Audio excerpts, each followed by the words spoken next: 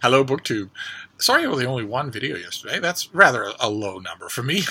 But I'll try to make up for it today with at least a couple of videos. And we've got, to start with, a little mail haul here. We have 3 packages just like yesterday, only it's not quite so bad a day here as it was yesterday. Yesterday it was intermittently downpouring, and it was just the kind of day that if you can, you just turn off the world and curl up reading on the couch, which is exactly what I did. It was 3 packages again today, but the day is far more sociable, although still steamingly humid. So the first one is pretty green, and it's also addressed to Steve Reads, which almost never happens.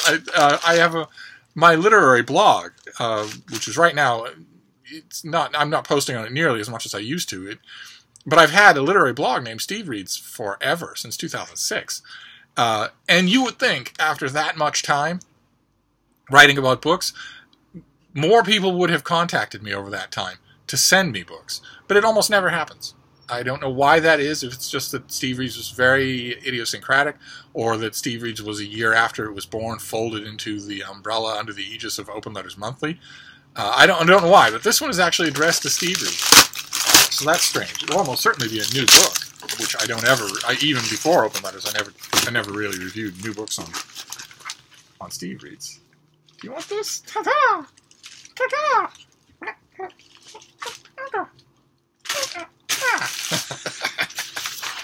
So what have we got here? Okay, I don't quite know why it's Berkley. It's a major publisher. Ordinarily, when something comes to Open Letters or Steve Reads instead of just to me, I often think, that it'll be small press or self-published. People looking for a break, they are often the ones who go looking on the blogosphere. But no, this is a big commercial release. Okay. Well, what have we got here? This is due in March of 2019. This is My Lovely Wife by Samantha Downing. Look at that cover. I kind of like that. I don't know if you can make it out. She's holding up a knife in which we see her face, but if you look carefully, you'll see his face as well is on the knife. That's kind of neat. After the kids are in bed, my wife and I go into the garage for our date night. The phrase is our code because at some point we sat down and came up with a code. Date night means we need to talk about our extramarital affairs. Our extracurricular affairs, sorry. Told entirely from the perspective of an unnamed husband, My Lovely Wife is a domestic suspense at its best. A debut, oh good, oh how wonderful. A debut so cunning and original, the unpublished manuscript has already catapulted its 25-year-old editor into publishing's one-to-watch stage. Wow. Isn't that something? Wow. 25-year-old editor. Your debut novel is all of a sudden the talk of the town. That is wonderful. In a 48-hour acquisition, Associate Editor Jen Monroe preempted Samantha Downing's standout debut. All corners of Penguin Group are calling it Berkley's next surefire hit. From the president's office all the way to the sales team. President, in this case, of Penguin Group. Not of the United States of America. Just in case you were wondering. Because the United States of America, the president, for the first time ever in our history, not only never reads, but is not able to read. So what did we... This unnerving novel took shape after the author watched a documentary about a married couple who kidnapped and held a young woman captive for years. The wife, abused by her husband, was forced into helping. Downing thought, women never do this to other women. But what if they did? Enter Millicent, a real estate agent living with her husband and 2 children in a gilded suburb of Central Florida. When Millicent and her husband commit their first murder, it's accidental. I'm already in love with this book. But they are surprised to discover how the shared secret injects new life into their relationship. Oh my God! By the time the second woman goes missing, nothing is accidental. As more women disappear and the town devolves into chaos, Millicent and her husband observe from afar, watching the news, comforting their children, and talking to clients. Only they know the truth, or at least they think they know. Okay, already I can see why this was snatched up. Okay, alright. The first murder sparks new life in their marriage. Why didn't Deb and I ever think of that? So this pub sheet includes lots and lots of stuff. A column about the book, and also in a strange innovation, the first chapter. Wow, that's interesting. Why? I wonder why that would be. I mean, if you're going to send this to a book reviewer, you're going to send it with the book. And maybe they're thinking the book reviewer or the book editor might stuff this in their bag where they won't stuff this in, and then they get the first chapter. And maybe they're counting on the first chapter actually working. Maybe they have that much confidence in it. How wonderful. Oh, how wonderful. Okay. It's next year, so it's outside of my bailiwick for now, but it's certainly intriguing. Those of you who like domestic thrillers, and especially debut domestic thrillers, we all got to work to get debut authors' attention, right? It's a hard thing to break into, not for this particular woman. I think she's going to be okay. But definitely mark it on your list for next year. Then we'll move on to this next one. What is this next one? My little Meg is circling. Yeah. Oh. We were just outside, and it's awful humid outside, so she's a little bit wilty. Oh, Frida, you don't even want to jump for it? Oh, baby girl, you're going to let down your loyal fans. They like you more than they like me. There you go.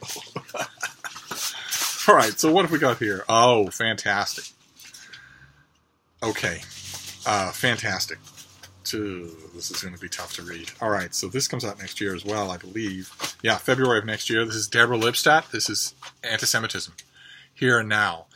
This is the famous Deborah Lipstadt who, the first line in her obituary, the story with which she is now wedded forever, is the David Irving trial. She wrote a book referring to him as a Holocaust denier, and he sued her for libel and represented himself in court and lost. So it was a huge event. There were a couple of books written on it, including a couple of really good books. It's a fascinating story of a bookish nature, of books in court. She's also terrific on her own right. It's a little bit unfair that she will be remembered, and that the shorthand of her biography will always be that. But I guarantee you, when this book comes out in February, every single review will mention that trial. Every single one of them will. But this is about the rise of anti-Semitism all over the world in the 21st century. Sometimes to absolutely dangerous. I mean, it's never pleasant, but sometimes on governmental levels. Over the last decade, there's been a noticeable uptick in anti-Semitic rhetoric and incidents of left-wing groups targeting Jewish students and Jewish organizations on American college campuses. And the re-emergence of white nationalist movements in America, complete with Nazi slogans and imagery, has been reminiscent of the terrible fascist displays of the 1930s. Throughout Europe, Jews have been attacked by terrorists, and some have been murdered. Where is all this hatred coming from? Is there any significant difference between left-wing and right-wing anti-Semitism? What role has the anti-Zionist movement played? And what can be done to combat this latest manifestation of ancient hatred? In a series of letters to an imagined college student, oh, that's interesting, an imagined colleague, both of whom are perplexed by this resurgence, acclaimed historian Deborah Lipstadt gives her own superbly reasoned, brilliantly argued, and certain to be controversial responses to these troubling questions. Troubling indeed. I have read so much on anti-Semitism. It is a virus that humanity simply cannot seem to shake. And it's also easy to misdiagnose it, as it were, and to get it conflated with all sorts of other things.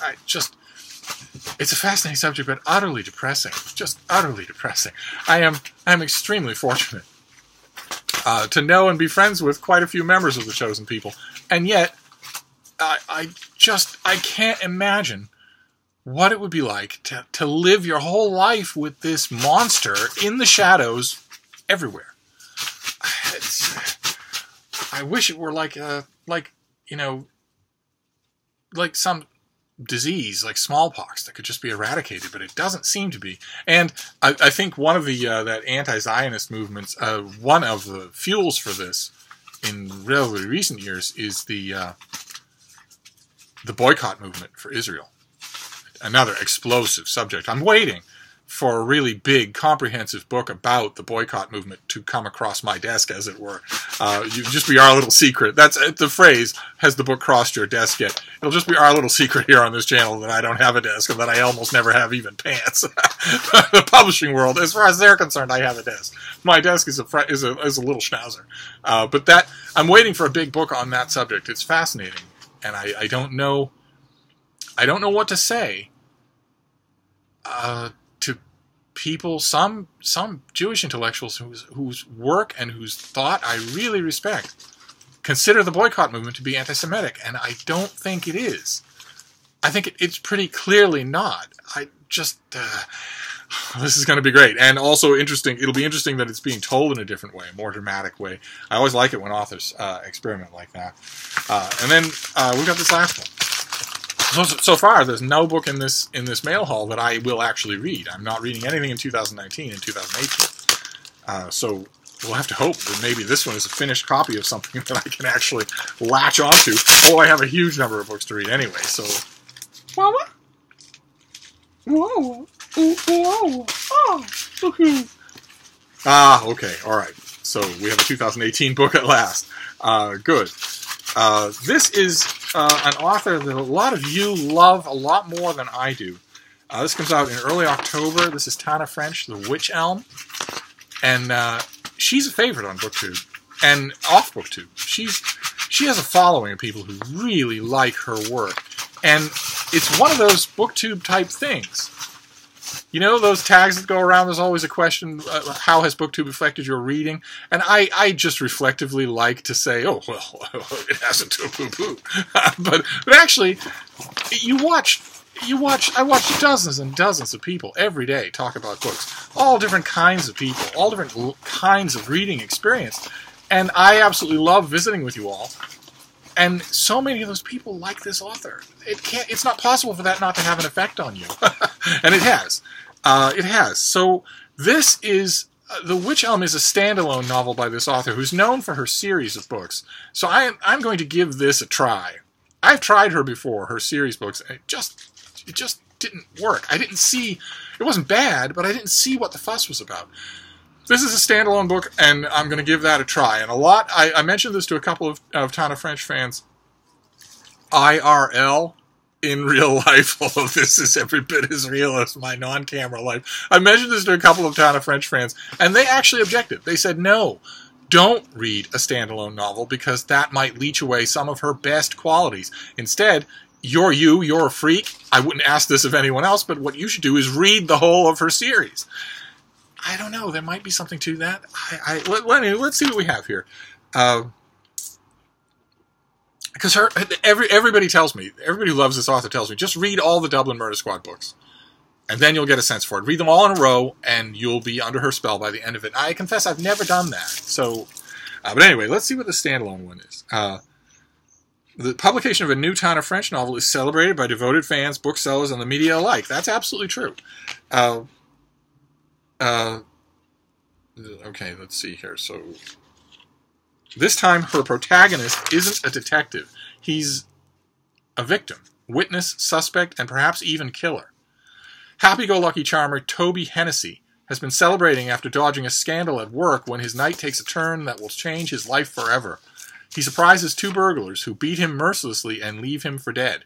Struggling to recover from a brain injury and beginning to understand that he might never be the same man again, Toby, with his girlfriend Melissa, takes refuge in his ancestral home, the Ivy House, to care for his dying Uncle Hugo. Dying Uncle Hugos are always bad news. French, her intricately drawn characters are one of her hallmarks. See, I've never seen that. Okay. As is a vivid sense of place. A vivid sense of place. The Dublin Murder Squad does. Okay. The Ivy House is one of the central characters in the book and has secrets just as the other characters do. Oh, that's interesting.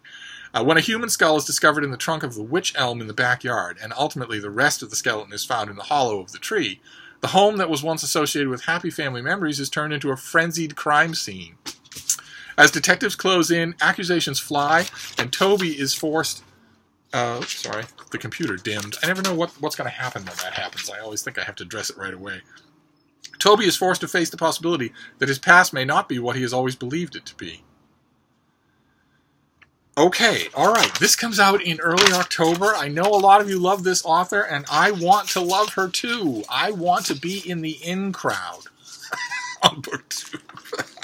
So, this is early October. I will give this a try. This is the finished copy of The Witch Elm, and I'm determined to see if maybe this will work. And who knows, maybe it will. I have had in the past well-loved series authors who only spoke to me in their standalone novels.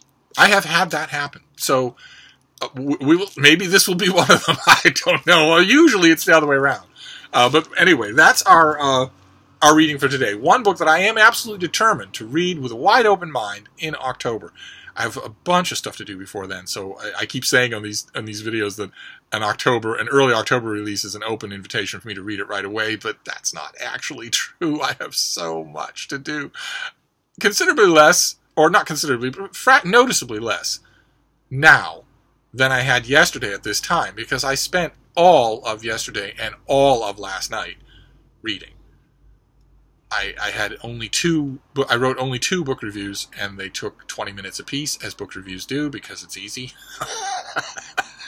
Other than that, all I did was read a pile of books. But even so, the books just keep coming, as you may have noticed on this channel. So we have Tana French, The Witch Elm. And those of you who love this author, feel free to sing out in the comments. Tell me what I'm missing. And don't say it's pants. Okay? then we have My Lovely Wife, a hot debut.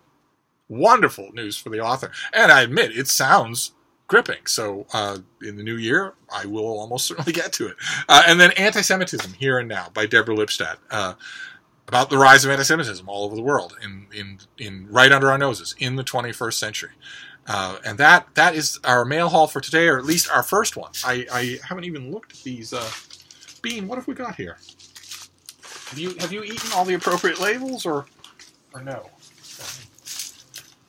Okay, all right. These are all the first mail deliveries, so I could get more. There could be more mail today, but we're going to be more videos anyway, because one Steve visit a day is clearly not enough for you. But anyway, I'll wrap this one up for now, but I'll be back. Thank you, BookTube.